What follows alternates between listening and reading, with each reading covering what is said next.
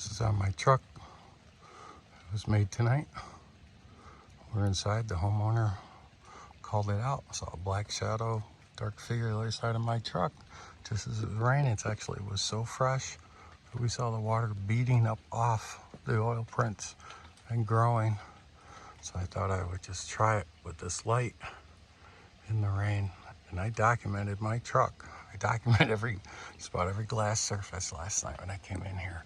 And I also checked it while I was casting those, DNA collecting the camper window that was newly made. And I double checked my truck. It wasn't parked here. I parked here just about dinner time. The boldness of these things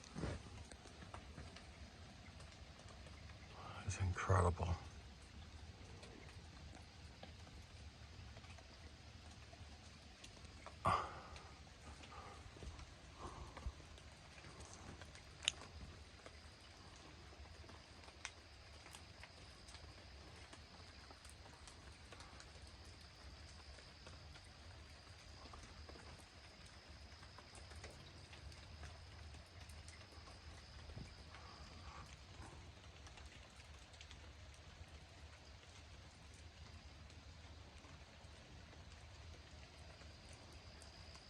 I should probably go check that camper.